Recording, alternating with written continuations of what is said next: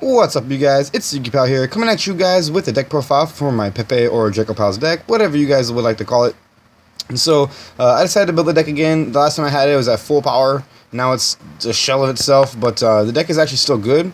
And I'm playing the Odd Eyes variant, and I really like it because it reminds me more of the version of the deck I played before the deck was at full power. I played this turbo, like chicken game, Turbo Pepe deck with like the perform mages, and it was a really fun deck. Super good. You could OTK so fast, even like through chicken games sometimes. So it was really good.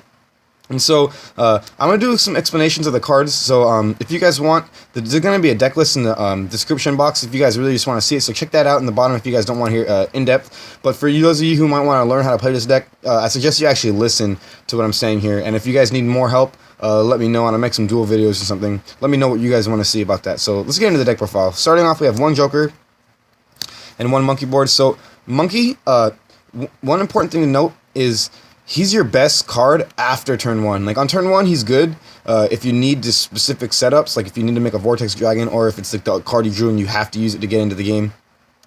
You use it, but like you want to end your first turn with monkeyboard in hand so you can guarantee your victory next turn, because you want to go first and set up your board and try to make it as unbreakable as possible, and then on the next turn OTK them. That's basically what this deck does. So monkeyboard is important to have in your hand at the end of your first turn always, unless you're going second, then it's fine, because you're just trying to kill your opponent. So you usually will always use Joker first turn, but then like you always want to have this second. So you'll make like a Magister and you'll search for it, or if you already have a strong opening, you'll make search it with this, and you'll basically have it in your next opening hand. Because guitartle is your main scale. It's usually actually stays up. Like I only run one, you only need one, and it just stays up for like the remainder of the duel most of the time. And then you have double lizardraw. You want one for your first turn, and then you want to be able to kill them on your second turn, so you don't need more of these. Like this is the perfect ratio. Trust me, just trust me, it's the perfect ratio. And then 3 of the man himself. This card is your starter card. You always want to open with this card because it gets you to your other starter cards that are limited, and like this is basically the best card in the whole deck. Like this card gets everything started. Once you resolve it, you start usually snowballing from there. And if he is in the scale, you can make all your monsters like really huge, so it happens. And then 1 silverclaw. I'm playing 1 light phoenix and 2 of the unicorns. To be honest with you guys, I kind of want to cut this. The reason why he's here is because he is a filler and he's a high scale. And then basically, but he can't even summon this thing, which is like a problem. But with these 3 cards alone, this if you like, let's say you have a unicorn in scale and these 2 on field. If you attack with this, the unicorn will boost it by the silverclaw, making this a 38. And so you can attack over a lot of stuff, and then you can attack with this right after, and he'll become 21, and then you can use this in damage calculation and make him 31. So you can do 6,900 damage with just these 3 cards alone, which is actually pretty interesting. I like it a lot. You don't need an extra deck or anything like that. But I honestly kind of want to cut the silverclaw for a guiding Ariadne, because like I want to play 3 guiding Ariadne because it's like so important to snitch your traps in this deck, and I'll talk about that in a little bit. So for the Dracos, we won 1 lector, 1 vector, 1 luster, and triple master. This is a perfect ratio. I never really clog up on any of this, like on these guys. I like him better than the other one, the other vector. Vector's not as important, and you still need triple master, because master is basically your enabler. Like you need these 4. Like so, to me, it seems like the most important just to run these 4, because like you want to open with the master, have access to getting to master, or I mean, you really want the luster, but like master's actually not that bad either, and he's like pretty big, and he gets you to all your fusions and stuff. So like master's really good. I've actually never clogged on this ratio, so I suggest you guys try it out. It's actually really good.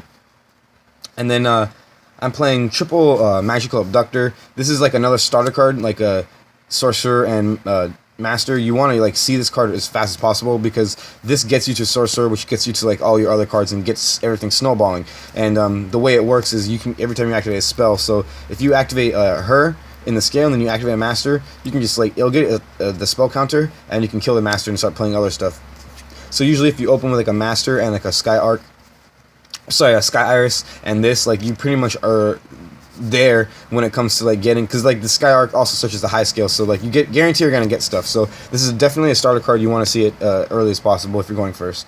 And then double Ariadne. I actually want to cut it to 3 because to me it's almost like a starter card, and it's not that so much that this is a starter card, but it's like you want to see your traps on the first turn. So I'd like to be able to see this to be able to at least get to my traps faster, because yesterday at locals I played about 10 games against my one of my teammates, and he's playing Xyz Monarchs, and Xyz Monarchs are actually very strong, and like you really want to see your traps early on. And the same thing, I played another one of my teammates about 10 more games, and he was playing Fire King Cosmos, and for both decks it's pretty even. This deck is just as good as those decks. Actually, it's like just there, but if like against Cosmos, it's actually really important to see your traps like immediately. And the thing is, like, I was not seeing them half the time, and so like that's kind of bad. So I was like, you know, I'm gonna play this at 3. Like you need to see your traps immediately, and with all the other starter cards in your deck that just allow you to get the sorcerer, it's not too hard to get to pop this thing and get searches. And then my last monster, I'm actually playing triple maxx. I feel like triple maxx is actually pretty good. You just kind of need it going second if you are going second. And going first is not too bad to like have this. Like usually we'll side this out, but the only reason I'm maining it is because like everyone's trying to go first, and sometimes people blind second, and that's fine. But you need something to stop people from making plays, because like that is what is hard for you to do. Like if people like keep making plays and then have all this back row, like it's gonna be hard for you to win going first, because you don't like. I feel like I don't want to play a deck based on going second, because other decks are so much better at going first that like if I don't draw the cards I need to like out their board, like my deck is just fragile. So I'd rather just go in and like trying to go first and just setting up a big board and killing them and then siding in stuff like that, and then potentially being able to go first again, than like just trying to go second and then losing because like I didn't draw my correct cards. So I'd rather just go like that. And then for the spells, I'm playing triple Sky Iris, 1 terraforming. It's a starter card as well. You want to see this immediately. Yeah, this card is like super good in the deck. It protects your scales. This is why guitartle usually just sits in your scale for the entire duel. And then like this gets you so much advantage because it can pop Ariadnes, it can pop like, you know, it pops anything. So it's just really, really strong. Gets you so much good cards. Like you can just normal summon a monster, pop it, and then know you're gonna pendulum it back later just because you can get a free search. So you can make like an odd eyes vortex and then just go off. So it's like really, really good. You have to run if you do open one like multiples, usually if you have a sorcerer or a way to get a sorcerer, you can pop the first one, then you have the second one. So like it's not it's like you get free advantage either way. So it's actually not that bad. And then one Odd Eyes Fusion. This is actually an amazing card. Like I really like being able to, you can just search it and basically just make vortex. Vortex is so good because it just like recycles your monkey boards and all your good stuff. And then one face off. Every time I draw it, I win. Like this is actually just a really good card, and like you have to play it at 1. And even with the ratios I have, it does not conflict. It's still basically the same thing as it was. So this is actually a really good card. Usually when you draw it, you just win. Like that's the way it is. Painful Decision. Even though I'm actually playing only the 3 master basically is my target, it's usually never dead. Like every time I draw it, I seem to always like literally. I played 20 games yesterday. It was never once dead. So like think about that. In 20 straight games, it was never dead when I drew it. And then, like, if it is dead, you can set it and pop it with a sorcerer. So, like, if you know what you're doing, there's always ways to get advantage off of, like, cards that are dead like that in this deck. And then one Ignite Reload. This is slowly becoming my favorite card in the deck because I'll always, like, do my play and try to draw as much cards as I can. And then, like, I'll have this, like, one, like, Odd Eyes Unicorn I didn't need to draw. And so after everything, I'll just, like, use it, this to, like, shuffle it back. And then I'll draw into a trap or something if I didn't draw my trap. So it gives you like a second chance. And if you want, you can bait out back row hate, because you can like set it and they'll twin twister it and you can chain it and then just like do stuff like that. And then on your turn, you're not even restricted. So Ignite Reload is actually becoming one of my favorite cards in the deck. It's like never really dead. And like it has been like the Painful Decision I was talking about, like dead, where I just set it and popped it with a sorcerer. So it's not a big deal. One upstart because you're running magical abductor, so counters, and like it just makes the deck a little more consistent. And then one raigeki is a top deck because like I don't like this going first, but like I said, people like to blind second, and it's like a rogue format, so you never know when it'll be important to actually have a raigeki. So I feel like I just main the raigeki. And then since I'm really broke I'm playing a strike, a solemn, and double scolding, pretty much like the hope and ratio, because I'm really broke. But actually, it's not bad at all in this build, because scolding is really strong with like a vortex dragon. So like this is actually a pretty decent ratio. Usually, if you get a scolding and like a vortex on the board, I don't think I've actually lost going first with like this set and like a vortex yet. Like usually like they don't have that like it's really hard to have all the outs possible for all that. And like if you do have like this set. Like, if you do, like, have both of these, or, like, this, it's not bad if you just set them both with a Vortex Dragon, because you can protect the Twin Twisters, and then you can, like, hit their monster, and then now you can, like, stop the last final play they're trying to make. So, like, it actually comes up, and, even though I'm kind of broke, and I can't afford more strikes, I actually am liking this. I might want to just go for more strikes, if I can somehow get, the resources to be able to, like, just randomly just afford like spending random money on the strike, but like I it's not that important to me. And like I really like the double scolding, because like you just reveal these, and then like afterwards like you just reveal these unless they give you the warning. Like if they give you warning, that's like great. That's like I don't know why they would give you warning though. Like even though this card is better than warning, like I don't know, people do weird things, and like it just happens. So that's basically the main deck. Like I said, I want to make the Ariadne at 3. I want to bump it up 3, and I might cut a silverclaw for it, even though silverclaw is a high scale. Like that, you know, it is what it is. And so, I'm playing 2 dinoster for the extra deck, 2 Majester, and 1 ignister.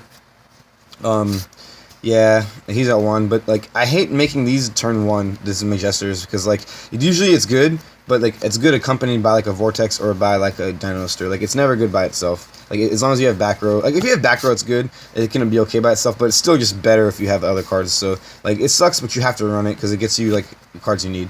And then I'm playing 1 vortex, 1 meteor burst, and 1 rebellion, because I'm broke. Like I said, I can't afford like you actually don't even need another vortex. Like you know, like you can actually play Ghost Ogre probably and just be able to make this. Like so, like I would suggest like if you side Ghost Ogre or something, if you have it, you don't even need the second vortex. Just play the meteor burst, like because if you can figure out how to make it, like you want to run Angel Trumpeter, which. To be honest, you guys, I'm just gonna tell you, like, Angel Trumpeter with Unexpected Die is, like, it seems great, but then, like, it's way weaker to Maxx C, so, like, you don't want to fall into Maxx C, this format. It'll just slow you down, and people will OTK you, so, I just like this variant, better, but like I said, you actually need these guys, in your extra deck, in case your opponent goes first, and you have Odd Eyes Fusion. You can make this by just sending these from your extra deck to grave. So you need like an Odd Eyes monster and an Odd Eyes Pendulum monster, which is basically just this guy in your extra deck. So like some people will just run the 2 vortex and like 2 fusion, but I only have 1 fusion. I don't think you need more than that because it's cloggy. So just like this is a good ratio, and if you can make the meteor burst, like find a way, like basically just play like a Ghost Ogre, and like you can basically make that. That's all it really is, in my opinion.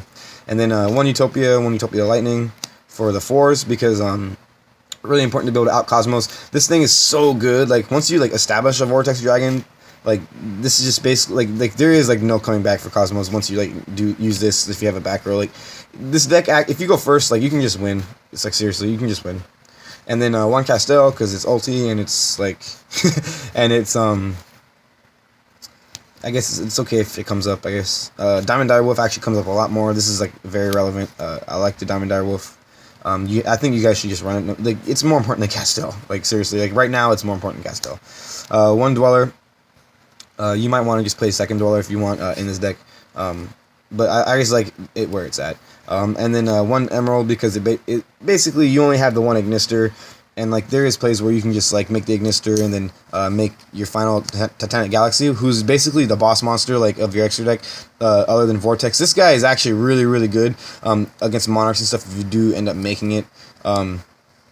Like it can come up to make it, so I'd rather just have it as the option because you don't really need much of your extra deck besides like a Diamond Dire. And maybe the Emerald and like these cards. Like these cards you need them, but like this stuff you don't really need it, even though you can easily make it. So it's just like utility and toolbox. But so I just chose to run this. It won me some games against the Xyz Monarchs, so it's really good. And then like if you guys really want to see my side, I have a side. It's kind of needs work because I don't have all the cards I really want. But I'll explain basically what I think is most important. So I think you should be mandatory siding triple Twin Twister, and double dark hole. I think this is like actually just straight mandatory.